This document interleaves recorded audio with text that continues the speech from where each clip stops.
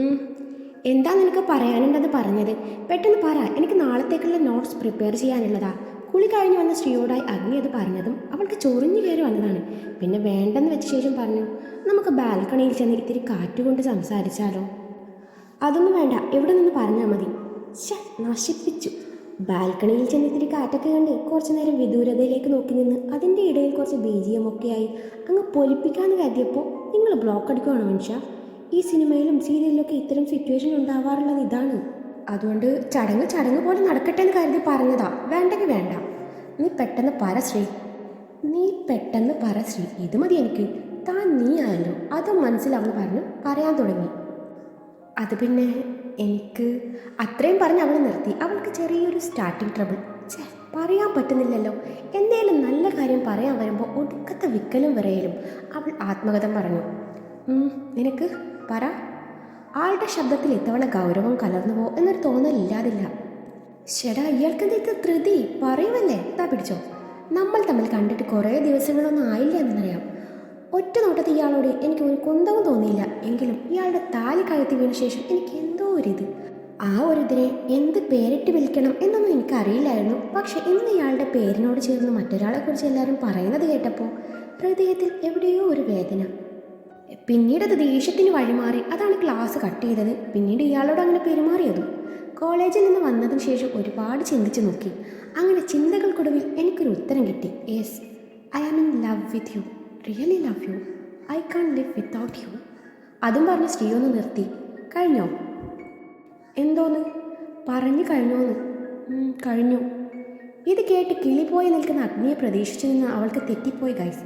കിളി പോയിട്ട് അവിടെ ഒരു പൂമ്പാറ്റ പോലും പറഞ്ഞില്ല. ഒരാളിവിടെ കെട്ടുവാൻ കൈവിട്ട് പോകരുതല്ലോ എന്ന് കേട്ട് കഷ്ടപ്പെട്ട് പ്രപ്പോസ് ചെയ്തപ്പോൾ തിരിച്ചു കിട്ടിയത് ഒരു ലോഡ് പുച്ഛവും സ്ഥിരം ആറ്റിറ്റ്യൂഡും. ഇത്രയും ആറ്റിറ്റ്യൂഡ് ഇടേണ്ട ആവശ്യം കടുവക്കുണ്ടോ? ശ്രീ മനസ്സിൽ വിചാരിക്കുവാണ് കേട്ടോ. പറഞ്ഞു കഴിഞ്ഞെങ്കിൽ ഇനി ഞാൻ പറയാം. അഗ്നി അവൾക്ക് അഭിമുഖമായി നിന്നുകൊണ്ട് പറഞ്ഞു, ഐ ലവ് യു ടു എന്നല്ലേ? എനിക്കറിയാം അതാണ് പറയാൻ പോകുന്നതെന്ന്. പോടുന്ന്, എനിക്ക് നാണമാ. അവൾ കാൽവിരലിനാൽ കളം വരച്ചുകൊണ്ട് പറഞ്ഞു. പിന്നെ ഐ ലവ് യു ടു ഒറ്റ വീക്ക് വെച്ച് തന്നാലുണ്ടല്ലോ. നിന്നെപ്പോലെ വെറും ദിവസങ്ങൾ കൊണ്ട് എനിക്ക് നിന്നോട് ഐ ലവ് യു ടു ഒന്നും പറയാൻ പറ്റില്ല ശ്രീ. എനിക്ക് എല്ലാത്തിനും കുറച്ച് സമയം വേണം. പിന്നെ നിന്റെ ആ നിൽപ്പും പറയാൻ പോകുന്ന സ്റ്റൈലും നേരത്തെയുള്ള പൊട്ടിത്തെറിയും കണ്ടപ്പോഴേ എനിക്ക് തോന്നിയതാ നീ പറയാൻ പോകുന്നത് ഇതായിരിക്കുമെന്ന്. ഓ, വല്ല ജോലിച്ചു വന്നിരിക്കുന്നു എന്നും ആത്മകഥം പറഞ്ഞുകൊണ്ട് അവനോട് തുടർന്നു. മനസ്സിലായല്ലോ, എന്നിട്ടെന്താ ഇത്രയും പുച്ഛം? ഞാൻ നിങ്ങളോട് നിങ്ങളുടെ കിഡ്നിയോ ലിവറോ ഒന്നും ചോദിച്ചില്ലല്ലോ. ഒരിറ്റ സ്നേഹം, അതും ഇവിടെ നിന്ന് മാത്രം. അതുമല്ല, ഇയാളോട് പെട്ടെന്ന് തന്നെ തിരിച്ച് സ്നേഹിക്കാനൊന്നും ഞാൻ പറഞ്ഞില്ലല്ലോ. പതിയെ മതി, എനിക്ക് തിരക്കില്ല. സ്നേഹത്തോടെ ഒരു നോട്ടം, ഒരു ഹഗ്, പിന്നെ വല്ലപ്പോഴൊരു ചുംബനം. അതും നെറ്റിയിലേക്കോ കവിളിലേക്കോ മതിയാവും. അതുകൊണ്ട് ഞാൻ തൃപ്തിപ്പെട്ടോളാം. എത്രയും മതിയോ ആവൂ? തൽക്കാലം ഇത്രയും മതി. ബാക്കിയൊക്കെ നമുക്ക് എല്ലാവരുടെ അനുഗ്രഹത്തോടെ കെട്ടിക്കഴിഞ്ഞ് മതി കേട്ടോ. അവൾ നാണമൊക്കെയും വരുത്തിക്കൊണ്ട് പറഞ്ഞു. നടന്നു തന്നെ. ആദ്യം നീ മര്യാദക്ക് പഠിച്ച് പാസ്സാവാൻ നോക്ക്. ഒരക്ഷരം പഠിക്കൂല, ക്ലാസ്സിലിരിക്കില്ല. എന്നിട്ട് അവൾക്ക് പ്രേമിക്കണം പോലും. എൻ്റെ മനുഷ്യ, ഞാൻ എൻ്റെ കെട്ടിയോനോടാണ് പ്രേമിക്കാൻ പറഞ്ഞത്, അല്ലാതെ വഴിയെ പോണവന്മാരോടൊന്നല്ല. ഇടയ്ക്കിടെ ഈ കെട്ടിയോൻ എന്നൊന്നും പറയണമെന്നില്ല. പിന്നെ എന്ത് പറയണം? കണവനെന്നോ? ഇതേ മനുഷ്യ, എൻ്റെ മനസ്സിലുള്ളത് ഞാൻ മുഖത്ത് നോക്കി പറഞ്ഞു, അല്ലാതെ ഉള്ളിൽ സ്നേഹം ഒളിപ്പിച്ച് പുറമെ മറ്റൊന്നും കാണിച്ചു കൊടുക്കാനേ എനിക്കറിയില്ല. എനിക്ക് എൻ്റെ സ്ഥാനം കിട്ടിയേ പറ്റൂ. അതുകൊണ്ട് ഇയാൾ വേറെ പെണ്ണിനെ കുറിച്ച് ചിന്തിക്കാനോ ബൈക്കിൽ കയറ്റാനോ പാടില്ല. അതെനിക്കിഷ്ടമല്ല. എല്ലാം കൈവിട്ട് പോയിട്ട് അവസാനം മോങ്ങാനൊന്നും എന്നെ കിട്ടില്ല. ഞാൻ പറഞ്ഞതല്ലേ, ഒരു മരം ചുറ്റി പ്രേമത്തെക്കുറിച്ചൊന്നും ചിന്തിക്കാനുള്ള മാനസികാവസ്ഥയിലല്ല ഞാനുള്ളതെന്ന്. മരം ചുറ്റാതെ പ്രേമിച്ചാൽ മതിയെന്നേ. ഇയാൾക്കിപ്പോൾ പോലീസാവണം, അത്രയല്ലേ ഉള്ളൂ. ആയിക്കോ, അതും നമ്മുടെ സ്നേഹവുമായി എന്താ ബന്ധം? എൻ്റെ ശ്രീ, നീ പറയും പോലെ ഇപ്പോൾ നമുക്കിടയിൽ പ്രണയം വന്നാൽ പിന്നെ ഇത് പലതിലേക്കും വഴിമാറിയെന്ന് വരാം. മോനിക്ക് കൺട്രോൾ പോകുന്ന പേടിയാണോ? കൊച്ചു കള്ളൻ. അയ്യോ, നീ ഇനി ഏത് കോലത്തിൽ വന്നാലും എൻ്റെ കൺട്രോൾ കഴിയാൻ പറ്റില്ല. നമുക്ക് നോക്കാം. ശ്രീ, നീ തമാശ വിട്. എനിക്കേ തൻ്റെ അച്ഛൻ ഇതറിഞ്ഞാലുള്ള ഭവിഷ്യത്തിനെക്കുറിച്ച് നല്ല പേടിയുണ്ട്. താലി കെട്ടി, ശരിയാണ്, അതിപ്പോൾ ആരും അറിഞ്ഞിട്ടില്ല. നമ്മളായിട്ട് ആരെയും അറിയിക്കാനും പോകണ്ട. ഞാനൊന്ന് സെറ്റിൽഡ് ആയിക്കോട്ടെ, അത് കഴിഞ്ഞ് നമുക്ക് എന്താന്ന് വെച്ചാൽ ആലോചിക്കാം. ഇയാൾ ആദ്യം ഒരു നിലപാടെടുക്കാൻ നോക്ക്. ഇതിപ്പോൾ എവിടെയും തൊടാതെ നിന്നാൽ ഞാൻ എന്തർത്ഥത്തിലാണ് നിങ്ങൾക്ക് വേണ്ടി കാത്തിരിക്കുന്നത്? നല്ലൊരു ലൈൻ സെറ്റാക്കണം എന്ന് കരുതി തന്നെയാണ് ഇങ്ങോട്ട് വണ്ടി കയറിയത്. അതിങ്ങനെയായി. ഇനിയിപ്പോൾ ഉള്ളത് വെച്ച് ഓണം പോലെ കഴിച്ചു കൂട്ടാമെന്ന് കരുതിയപ്പോൾ നിങ്ങൾക്ക് ഒടുക്കത്തെ ജാടയും. നിങ്ങളെനിക്ക് ഉത്തരം തന്നേ പറ്റൂ മനുഷ്യ. എൻ്റെ 3 വർഷമാണ് നിങ്ങൾ കാരണം നഷ്ടപ്പെടാൻ പോകുന്നത്. നിങ്ങൾക്ക് പറ്റില്ലെങ്കിൽ പറ്റില്ല എന്ന് പറയണം മിസ്റ്റർ അഗ്നിദേവ്. പറ്റില്ല, മതിയോ? അങ്ങനെ പറയരുത്. കുറച്ച് ആലോചിച്ച് പറഞ്ഞാൽ മതി. ഞാൻ കാത്തിരുന്നോളാം. ശ്രീ, നീ ചുമ്മാ ഓരോന്ന് പറഞ്ഞ് സമയം കളയുന്നതല്ലാതെ വേറെ ഒരു പ്രയോജനം ഉണ്ടാവുമെന്ന് തോന്നില്ല. അതിനെത്തിരി പുളിക്കും. മുന്നോട്ട് വെച്ച കാൽ പിന്നോട്ട് വെക്കുന്നവളല്ല ഈ ഞാൻ. എനിക്ക് ഇയാൾ കുറച്ച് പരിഗണന തന്നേ പറ്റൂ. എന്ത് പരിഗണന? ഒരു ഭാര്യയുടെ പരിഗണന. സോറി, അതിപ്പോൾ നിനക്ക് തന്നാ നീ പിന്നെ എൻ്റെ തലയിൽ കയറി നിറങ്ങും. നമുക്ക് പിന്നെ ആലോചിക്കാം. നിങ്ങൾ തരണ്ട, ഞാൻ വാങ്ങിക്കാൻ പറ്റുമെന്ന് നോക്കട്ടെ. ഇനി ഇതിൻ്റെ പേരിലെ ഒരു തർക്കം വേണ്ട. ശരി, തന്നിരിക്കുന്നു. എന്ത് പരിഗണന? പരിഗണന പോലും നാക്കുകൊണ്ട് പറഞ്ഞാൽ പോരാ, പ്രവർത്തിച്ച് കാണിക്കണം. ട്രെയിനിലെ സീൻ കണ്ടപ്പോൾ ഞാൻ കരുതി ഷാരൂഖ് ഖാനാണെന്ന്. ഇപ്പോഴല്ലേ മനസ്സിലാവുന്നത് വെറും അൺറൊമാൻറ്റിക് മൂരാച്ചിയാണെന്ന്. കണ്ണുകൊണ്ട് പോലും ഇതിൽ റൊമാൻസ് വരാത്ത വെറും കടുവ. ഡേ, ആരാടി കടുവ? ആരാന്ന്? നിങ്ങളെന്നെ. അത് കേട്ടതും അവൻ അവളുടെ കൈ പിടിച്ച് തിരിച്ചു. ഇനി പറ, ആരാ കടുവ? അവളുടെ മുഖത്തേക്ക് നോക്കി പല്ല് ഞെരിച്ചുകൊണ്ട് ചോദിച്ചതും അവൾ അവൻ്റെ കണ്ണിലേക്കൊന്ന് നോക്കി. അവൻ്റെ മുഖമാകെ അവളുടെ കണ്ണുകൾ അലഞ്ഞു നടന്നു. ദേഷ്യം വരുമ്പോൾ ഇന്ന് കൊടുക്കത്തെ ഗ്ലാമറാണല്ലോ മനുഷ്യ. അതാ നമ്മളെ കൽബ് ഇളക്കി കളഞ്ഞത്. കണ്ട ഇതുപോലെ ഈ കണ്ണിലോട്ട് നോക്കിയിരുന്ന പിന്നെ നമുക്ക് ചുറ്റുമുള്ളതൊന്നും കാണാൻ പറ്റില്ല. ഇങ്ങളും നമ്മളും മാത്രമേ അവിടെ ഉള്ളൂ. കൂടെ റൊമാൻറ്റിക് ബീജിയമും. റബ്ബാവേ, അതാണിപ്പോൾ എൻ്റെ മനസ്സിലെ ബീജിയം. അതും പറഞ്ഞ് അവൻ്റെ കണ്ണിലേക്ക് ആഴ്ന്നിറങ്ങി. അതോടെ അവൻ്റെ അടി പതറി തുടങ്ങി. അത് വ്യക്തമായി അവൾ ശ്രദ്ധിക്കുകയും ചെയ്തു. അവൻ്റെ പിടിയുടെ ശക്തി കുറഞ്ഞു വന്നു. അവനെ നോക്കി സൈറ്റ് അടിച്ചതും അവൻ പെട്ടെന്ന് പിടിയയച്ചു. അവളിൽ നിന്നും മുഖം തിരിച്ചു നിന്നു. ഓ, എന്ത് പിടിയാൻ്റെ മനുഷ്യ പിടിച്ചത്? ഫുഡ് റെഡിയായെന്നല്ലേ പറഞ്ഞത്? നമുക്ക് പോയി കഴിച്ചാലോ? എന്നിട്ട് വേണം ഈ നെഞ്ചോട് ചേർന്നുറങ്ങാൻ എന്നും പറഞ്ഞ് അവൾ അവിടെ നിന്ന് നടന്നു നീങ്ങി. പെട്ടെന്ന് നടത്തം നിർത്തി അവനെ തിരിഞ്ഞു നോക്കിക്കൊണ്ട് പറഞ്ഞു, കടുവേ, സരങ് ഹേയോ? എന്തോന്ന്? സ റങ് ഹേ യോ എന്നും പറഞ്ഞ് കൈവിരൽ കൊണ്ട് കൊറിയൻ പ്രണയചിഹ്നം കാണിച്ചുകൊണ്ട് അവിടെ നിന്ന് പോയതും ഇത്തവണ അഗ്നിയുടെ കിളി പോയിരിക്കുവാണ്. ഭക്ഷണം കഴിച്ച പ്ലേറ്റും കഴുകി വെച്ച് നടക്കാനൊരുങ്ങിയ ശ്രീയുടെ കയ്യിൽ അഗ്നിയുടെ പിടി വീണു. എന്താ എന്ന പോലെ അവൾ നോക്കിയതും അഗ്നി പറഞ്ഞു, എങ്ങോട്ടാ? ഞാൻ കിടക്കാനോ? അതിനു മുൻപേ ഇവിടെ കുറച്ച് പാത്രങ്ങൾ കൂടിയുണ്ട്. അത് മാഡം കണ്ടില്ലേ ആവോ? അത് ഞാൻ കഴുകണോ? പിന്നെ ഞാൻ കഴുകണോ? ഞാൻ ഫുഡ് ഉണ്ടാക്കില്ലേ? നീ ആ പാത്രങ്ങൾ കഴുകി കൗണ്ടർ ടോപ്പൊക്കെ ക്ലീൻ ചെയ്ത് രാവിലേക്കുള്ള ദോശക്കുള്ള അരിയും കുതിരാനിട്ട ശേഷം പോയി കിടന്നാൽ മതി. കേട്ടല്ലോ?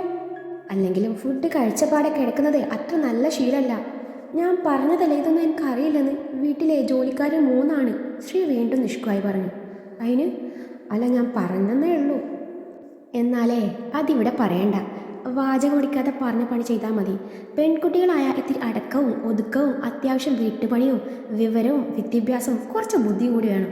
ഓ ശരി കാരണവരെ, ഇനി മുതൽ ശ്രദ്ധിച്ചോളാം എന്നും പറഞ്ഞവൾ പാത്രം കഴുകി കൗണ്ടർ ടോപ്പൊക്കെയും ക്ലീൻ ചെയ്തു.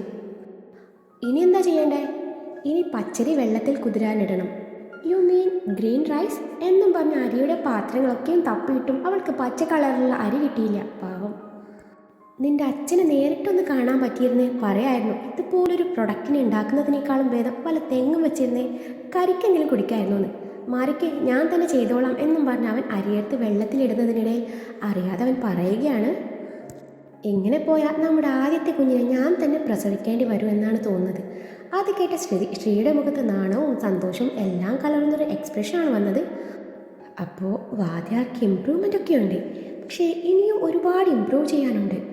അയ്യേ, ഇങ്ങനെ നാണിച്ച് നിൽക്കാതെ കിട്ടിയ അവസരത്തിൽ 4-5 ഡയലോഗ് ഡെലിവറി നടത്താൻ നോക്ക് പെണ്ണെ എന്നവൾ ആത്മകഥം പറഞ്ഞുകൊണ്ട് അഗ്നിക്ക് മുന്നിൽ വന്ന് നിന്ന് പറഞ്ഞു. ആ ചാൻസേ ഞാൻ ഇയാൾക്ക് വിട്ടുതരുമെന്ന് കരുതണ്ട. ആ സമയത്തെ എനിക്ക് ഇയാളുടെ സ്നേഹവും കരുതലൊക്കെ അനുഭവിക്കാനുള്ളതാണ്. നമുക്ക് ഒരു 5 കുട്ടികൾ വേണം കേട്ടോ. പെണ്ണായാലും ആണായാലും ഒന്നും കുഴപ്പമില്ല, 5 നിർബന്ധമാണ്. കാരണം ഇയാൾക്ക് സിബ്ലിങ്സ് ഒന്നുമില്ല.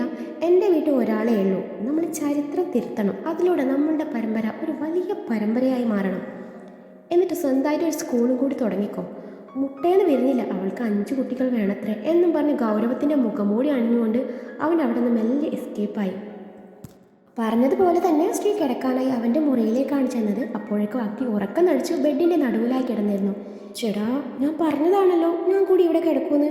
ഇതിപ്പോൾ ഞാൻ എവിടെ കിടക്കും എന്ന് ആലോചിച്ച് നിന്ന ശേഷം വരുന്നിടത്ത് വെച്ച് കാണാം എന്ന് പറഞ്ഞു ഉള്ള സ്ഥലത്ത് അവൻ്റെ അരികിൽ അവനോട് ഒട്ടിച്ചേർന്ന് കിടന്നു. അവൻ്റെ വയറിലൂടെ കൈയിട്ട് പിടിച്ചതും അവൻ അയ്യേ എന്നും പറഞ്ഞ് ചാടി എഴുന്നേറ്റും ശ്രീയെ കട്ടിലിൽ കാണാതെ അവൻ 4 ഭാഗവും നോക്കിക്കൊണ്ട് പറഞ്ഞു, ഇത് എവിടെ പോയി? ആവിയായി പോയോ? ഞാൻ ഇവിടെയുണ്ട് മനുഷ്യ എന്ന് പറഞ്ഞ് നടുവും തടവി എഴുന്നേൽക്കുന്ന അവളെ കണ്ടതും അഗ്നി ചിരി അടക്കി പിടിച്ചു നിന്നു. കുറച്ച് അങ്ങോട്ട് കിടക്കുകയെന്നും പറഞ്ഞ് അവനെ പിടിച്ച് തള്ളിയതും അവന് ഉരുണ്ടുകെട്ട് മറുസൈഡിൽ കൂടി താഴേക്ക് വീണു. അവൻ എഴുന്നേൽക്കുമ്പോഴേക്കും അവിടെ ബെഡിൽ അവൾ സ്ഥാനം പിടിച്ചിരുന്നു. വന്ന് കിടക്കാൻ നോക്ക് കടുവേ, ഒരുമിച്ച് കിടന്നു വെച്ചേ, നമുക്ക് കൊച്ചുങ്ങൾ ഉണ്ടാവാനൊന്നും പോണില്ല വാദ്യാരെ, അതുകൊണ്ട് വാദ്യാര് ധൈര്യമായിട്ട് ദേ ആ സൈഡിൽ കിടന്നോ എന്നും പറഞ്ഞ് അവളെ മൂടി പുതച്ച് കിടന്നതും എന്തൊക്കെയോ പിറുപിറുത്തു അവനും കിടന്നു. രാവിലെ അഗ്നി എഴുന്നേൽക്കുമ്പോഴേക്കും വാഷ്റൂമിൽ വെള്ളം വീഴുന്ന ശബ്ദം കേൾക്കുന്നുണ്ടായിരുന്നു. അത് ശ്രീ ആണെന്ന് മനസ്സിലായ അവൻ ബെഡിൽ തന്നെ ഇരുന്നു ഫോണിൽ നോക്കാൻ നേരാണ് വാഷ്റൂമിൻ്റെ ഡോറും തുറന്ന് കുളി കഴിഞ്ഞ് ടവലും ചുറ്റി ഹോട്ട് ലുക്കിൽ വരുന്ന ശ്രീയെ കാണുന്നത്. അത് കണ്ടതും അവൻ വായും പൊളിച്ച് അവളെ മൊത്തത്തിലൊന്ന് നോക്കിപ്പോയി. അവനെ കണ്ടിട്ടും അവളിൽ പ്രത്യേകിച്ച് ഭാവവ്യത്യാസങ്ങളൊന്നുമില്ലായിരുന്നു. അവൾ അവനെ ശ്രദ്ധിക്കാതെ ബോഡി ലോഷൻ എടുത്ത് കണ്ണാടിയുടെ മുന്നിൽ ചെന്ന് ശരീരത്തിൽ തേക്കുകയാണ്. ഇവള് രണ്ടും കൽപ്പിച്ചാണല്ലോ, അതും മനസ്സിൽ പറഞ്ഞ അഗ്നി അവളെ സ്വരം കടുപ്പിച്ച് വിളിച്ചു. ശ്രീ, എന്താ ഇത്? ഇത് ലോഷനോ? എന്താ വേണോ? പോയി തുണിയെടുത്ത് കൊടുക്കടി കുരുപ്പേ. എന്താ സാറിൻ്റെ കൺട്രോൾ പോകുന്നുണ്ടോ? അവൾ അവനെ നേരെ തിരിഞ്ഞുകൊണ്ട് ചോദിച്ചു. പിന്നെ അതിന് മാത്രം എന്തോന്നാ നിനക്കുള്ളത്? ചുള്ളിക്കം ടവലും ചുറ്റി വന്നിരിക്കുന്നു എന്നെ പ്രലോഭിപ്പിക്കാൻ എന്നും പറഞ്ഞ് അവൾക്ക് നേരെ പുച്ഛം വാരി വിതറി. അതവളെ ചെറുതായി ദേഷ്യം പിടിപ്പിച്ചു. ആരാടെ ചുള്ളിക്കമ്പ്? അവൻ്റെ അരികിൽ വന്ന് ചോദിച്ചതും നീ തന്നെയാ, കണ്ടേച്ചാലും മതി എന്നെ പ്രലോഭിപ്പിക്കാൻ ഓരോ വേഷം കെട്ടി എന്നും പറഞ്ഞ് എഴുന്നേക്കാൻ നേരം അവളവനെ പിടിച്ച് ബെഡിലേക്ക് തള്ളിയിട്ടു. ഇവളിതെന്താ കാണിക്കാൻ പോകുന്നത് എന്ന് ചിന്തിക്കാൻ പോലും അവന് അവസരം കൊടുക്കാതെ അവൾ അവൻ്റെ മേലേക്ക് അമർന്നതും അവൻ്റെ കണ്ണുകൾ മേഞ്ഞു വന്നു. അവൾ അവൻ്റെ കവിളിലൂടെ പതിയെ തലോടിയതും അവൻ അവളുടെ മുഖത്തേക്ക് നോക്കി. അന്നേരം ഇരുവരുടെയും കണ്ണുകൾ തമ്മിൽ കൊരുത്തു. He darling, സരഹയോ? അതും പറഞ്ഞ് അവൾ മനോഹരമായി പുഞ്ചിരിച്ചപ്പോൾ അവൻ അതിൽ അലിഞ്ഞു പോയി. അവളുടെ കണ്ണിൽ നിന്നും നോട്ടം പതിയെ അവളുടെ അതരങ്ങളിൽ ചെന്നെത്തി. അത് ശ്രദ്ധിച്ച ശ്രീ അവളുടെ ചൂണ്ടുവിരലിൽ ചുംബിച്ചു. ആ വിരൽ അവൻ്റെ ചുണ്ടോട് ചേർത്ത് വെച്ചതും അവൻ സ്വയം കൺട്രോൾ ചെയ്തു നിന്നു. അവളുടെ നഗ്നമായ തോളിലേക്കും കഴുത്തിടുക്കിലേക്കും അബദ്ധവശാൽ അവൻ്റെ നോട്ടം ചെന്നെത്തി. മാറിടുക്കിൽ പറ്റിച്ചേർന്ന് കിടക്കുന്ന അവൻ ചാർത്തിയ താലി കണ്ടതും അവൻ്റെ കണ്ണുകൾ വിടർന്നു. അവൻ്റെ കൈകൾ ആ താലിയിൽ പതിഞ്ഞതും അവളുടെ ശരീരം വിറപൂണ്ടു. അവൻ്റെ വിരലുകൾ താലിയിൽ തൊടുന്നതിനോടൊപ്പം അവളുടെ പാതി അനാവൃതമായ മാറിനെയും ചെറുതായി തലോടുന്നുണ്ടായിരുന്നു. ഫോൺ റിങ് ചെയ്യുന്ന ശബ്ദം കേട്ടിട്ടാണ് ഇരുവർക്കും ബോധോദയം വരുന്നത്. അവളെ പിടിച്ചു മാറ്റി ബെഡിലേക്ക് തള്ളിയിട്ടുകൊണ്ട് പറഞ്ഞു, ഇനി മേല ഇതുപോലെ കണ്ടേക്കരുത് എന്ന വാണിംഗും കൊടുത്ത് അവൻ വാഷ്റൂമിലേക്ക് കയറിപ്പോയി. വാഷ്റൂമിൽ ചെന്ന് അവൻ ദേഷ്യത്തോടെ എന്തൊക്കെയോ പുലമ്പുന്നുണ്ടായിരുന്നു. അവൻ്റെ പോക്ക് കണ്ട് അവൾക്ക് ചിരി വന്നു. അവൾ മാറാനുള്ള ഡ്രസ്സും എടുത്ത് മറ്റേ മുറിയിൽ ചെന്ന് റെഡിയായി വരുമ്പോഴേക്കും കുറച്ച് സമയം പിടിച്ചിരുന്നു. ഷിഫോൺ മെറ്റീരിയലിൽ ഫുൾ സ്ലീവുള്ള വൈറ്റ് കളർ ചുരിദാർ ഇട്ട് ഒരുങ്ങി സുന്ദരി കുട്ടപ്പിയായി അവനെ കാണിക്കാമെന്ന് അവൾ വെറും ശശിയായിപ്പോയി. അന്നേരം അവനെയോ അവൻ്റെ ബൈക്കോ അവിടെ ഉണ്ടായിരുന്നില്ല. അത് കണ്ടതും അവൾക്ക് ദേഷ്യം ഇരച്ചു കയറി. ഇന്നലെ പറഞ്ഞതാണ് ഒരുമിച്ച് പോവാന്ന്, എന്നിട്ട് വീണ്ടും പറ്റിച്ചു. അങ്ങനെ എന്തൊക്കെയോ കഴിച്ചു എന്ന് വരുത്തി വീടും പൂട്ടി ഇറങ്ങാൻ നേരാണ് അജിത്തിനെ അവൾ കാണുന്നത്. അഗ്നി പോയോ? അവൻ്റെ ചോദ്യം കേട്ട് അവൾ തലയാനക്കി. അപ്പോൾ അജിത് സാറിനോട് പോലും പറയാതെ ആളിത് എങ്ങോട്ടാ പോയത്? അതും ആലോചിച്ച് നിൽക്കുന്ന ശ്രീക്ക് അജിത്ത് ലിഫ്റ്റ് ഓഫർ ചെയ്തപ്പോൾ അവൾ ആദ്യം മടി കാട്ടിയെങ്കിലും അവനൊരു സഹോദരനായിട്ടാണ് കൂടെ വിളിക്കുന്നത് എന്ന് പറഞ്ഞപ്പോൾ ശ്രീ പിന്നെ അത് നിഷേധിച്ചില്ല. അവൾ അവൻ്റെ ബൈക്കിൻ്റെ പിറകെ കയറി. അങ്ങനെ ഇരുവരും കോളേജിലേക്ക് തിരിച്ചു. യാത്രക്കിടയിൽ ഇരുവരും സംസാരിച്ചു. ഇരുവർക്കും ഇടയിലുണ്ടായിരുന്ന ആ അപരിചിതത്വം മാറ്റിയെടുത്തു. സാർ, ഞാനൊന്ന് ചോദിച്ചാൽ സാറിനൊന്നും തോന്നരുത് കേട്ടോ. താൻ ധൈര്യമായി ചോദിക്കണോ. സാറിന് ലൈനുണ്ടോ? ഇത് കേട്ടതും അവനിൽ നിന്നും അതുപോലൊരു ശബ്ദമാണ് ഉയർന്നത്. സാറ് സിംഗിൾ ആണോന്ന്? നിലവിൽ എനിക്ക് ഗേൾ ഫ്രണ്ടൊന്നുമില്ല. അപ്പോൾ നേരത്തെ ഉണ്ടായിരുന്നോ സാർ? അങ്ങനെയല്ല, ഞാൻ കമ്മിറ്റഡ് ഒന്നും അല്ല എന്നാ പറഞ്ഞത്. ഹാവു, രക്ഷപ്പെട്ടു. ശ്രീയുടെ ദീർഘനിശ്വാസം കേട്ട് അജിത്ത് അവളെ മിററിലൂടെ ഒന്ന് ഇരുത്തി നോക്കി. ഞാൻ ആ ടൈപ്പൊന്നുമല്ല. സാറിനറിയോ, ഞങ്ങളുടെ ക്ലാസ്സിലെ ഒരു കുട്ടിക്ക് സാറിനോട് ഒരിതോ അതെന്ത് സാധനം? എൻ്റെ സാറേ, സാറിനോട് കടുത്ത ആരാധനയാണ് മൂപ്പത്തിക്ക്. ആരാധിക്കാൻ ഞാൻ സെലിബ്രിറ്റി ഒന്നും അല്ലല്ലോ. എൻ്റെ സാറേ, ഇക്കാലത്ത് പെൺപിള്ളേർക്ക് ആരാധിക്കാൻ സെലിബ്രിറ്റികൾ തന്നെ വേണമെന്നൊന്നുമില്ല. ഇത്തിരി ഗ്ലാമർ ഉണ്ടായാൽ മതി, അവളുമാരെ ക്രഷടിച്ച് നെഞ്ചിലേറ്റിക്കൊള്ളും. പക്ഷേ ഇത് ആത്മാർത്ഥ പ്രണയമാണ് കേട്ടോ. ഒരു പാവം കൊച്ച്. സാററിയാതെ സാറിൻ്റെ ചോര ഊറ്റിക്കൊടുക്കുവാൻ പെണ്ണ്. സാറിന് ഇനി ജീവിക്കണമെന്ന് ആഗ്രഹമുണ്ടേ സാർ അതിനോട് യെസ് പറയുന്നതാണ് നല്ലത്. അതാരാ ഞാനറിയാത്തൊരു പ്രേമരോഗി? ഞാൻ വേണേ ആളെ ഇന്ന് തന്നെ കാണിച്ചു തരാം, പക്ഷേ റിജക്റ്റ് ചെയ്ത് കളയരുത്. പാവം കൊച്ച, കാണാനും കൊള്ളാം. എൻ്റെ പൊന്നു കൊച്ചെ, അങ്ങനെ വല്ലവന്മാരെയും പ്രേമിച്ച എൻ്റെ അമ്മ വീട്ടിൽ കയറ്റില്ല. പേരിൽ പോലും അമ്മയ്ക്ക് ചില കണ്ടീഷൻസ് ഉള്ളതാ. പെണ്ണിൻ്റെ പേര് ഗ്രീഷ്മ എന്നെങ്ങാനും ആണേ പെണ്ണിന് അമ്മ വീടിൻ്റെ പടി പോലും ചവിട്ടിക്കത്തില്ല. എൻ്റെ കാവ്യമോളെ നിന്റെ കാര്യം പോക്കാം. ഇനിയിപ്പോൾ മഞ്ജു ചേച്ചിയുടെ ജീവിതം തൊലച്ചവൾ എന്നെങ്ങാനും പറഞ്ഞ് നിന്റെ ഭാവി അമ്മായിയമ്മ നിന്നെ ഗെറ്റൗട്ട് അടിക്കുമോ എന്തോ എന്നും മനസ്സിൽ കരുതി അവനോട് പറഞ്ഞു, ഈ പേരിലൊക്കെ എന്തിരിക്കുന്നുണ്ട് സാറേ, ഇത് തനി തങ്കമാണ് തങ്കം. അത് ശരി, അപ്പോൾ തങ്കമ്മ എന്നാണോ പേര്? അതിത്തിരി ഓൾഡല്ലേ കുഞ്ഞെ. എൻ്റെ സാറേ തങ്കമ്മയും രമണിയും ഒന്നുമല്ല. ഞാൻ വേണേ ഒരു ക്ലൂ തരാം, സാറ് കണ്ടുപിടിക്കാൻ പറ്റുമോ നോക്ക്. എന്നാ പറ. റൺവേയിലുണ്ട് ഹൈവേയിലില്ല. റൺവേയിലുണ്ട് ഹൈവേയിലില്ല, അതെന്തുകൊണ്ടാ? എന്നതെ നെക്സ്റ്റ് ക്ലൂ പിടിച്ചു. കങ്കാരുവിലുണ്ട് കടുവയിലില്ല. എന്ത് സഞ്ജയ, മനുഷ്യന് മനസ്സിലാവുന്ന ഭാഷയിൽ പറയേണ്ട ശ്രീ. അത് നേരി കാണുമ്പോൾ ആളോട് എന്നെ ചോദിച്ചാൽ മതി. പറ്റുമെങ്കിൽ ഉച്ചയ്ക്ക് സാറ് ക്യാൻറ്റീനിൽ വാ, ഞാൻ കക്ഷിയുമായി വരാം എന്ന് പറഞ്ഞതും അജിത് ഓക്കെ പറഞ്ഞു. അപ്പോൾ സാറ് പ്രണയത്തിന് എതിരൊന്നും അല്ല അല്ലേ? എന്തിനു എതിർക്കണം? പറ്റുവാണെങ്കിൽ ലവ് ചെയ്ത് കല്യാണം കഴിക്കണം എന്നാണ് എൻ്റെ ഒരു ആഗ്രഹം. ഇനിയിപ്പോൾ അതിനും പറ്റിയില്ലേ ലവ് പ്ലസ് അറേഞ്ച്ഡ് മാരേജ് ആയിരിക്കണം എന്നൊരു ആഗ്രഹവും ഇല്ലാതില്ല.